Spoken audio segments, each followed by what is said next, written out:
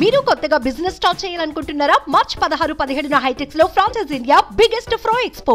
ఉపాసన రామ్ చరణ్ సతీమణిగానే కాదు, తనకంటూ ఓ గుర్తింపు తెచ్చుకున్నారు. భార్యగా, కోడలిగా, తల్లిగా ఎన్నో బాధ్యతలు నిర్వహిస్తున్న ఆమె ఓ బిజినెస్ ఉమెన్ గా కూడా రాణిస్తున్నారు. కొత్త ఆలోచనలతో ముందుకెళ్తున్నారు. ఇటీవలే అత్తమ్మ కిచెన్ స్టార్ట్ చేసి ఫుడ్ రంగంలోకి అడుగుపెట్టారు. మెట్టినింటే కాకుండా పుట్టినింటా వ్యాపారాలని కూడా భుజాన మోస్తున్నారు ఉపాసన. అపోలో హాస్పిటల్ వ్యవహారాలని దగ్గరుండి చూసుకుంటున్నారు. ఆ క్రమంలోనే తాజాగా ఆమె యూపీ సీఎం యోగి ఆదిత్యనాథ్తో భేటీ అయ్యారు.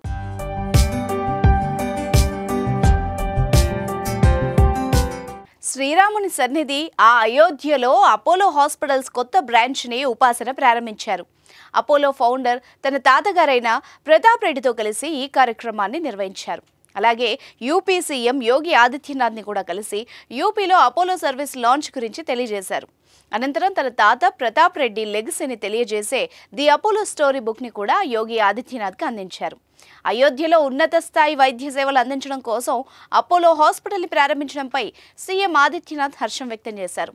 ఉపాసన, ప్రతాప్ సి రెడ్డిలకు అభినందనలు తెలిపారు. అయోధ్యలో రాముడి ప్రాణ ప్రతిష్టని రామ్ చరణ్ మరియు అత్తమామలు చిరంజీవి, సురేఖతో కలిసి దర్శించుకున్న ఉపాసన తాజాగా తన తాతయ్య, నానమ్మలతో పాటు ఇతర కుటుంబ సభ్యులతో అయోధ్య రామునికి పూజలు చేశారు.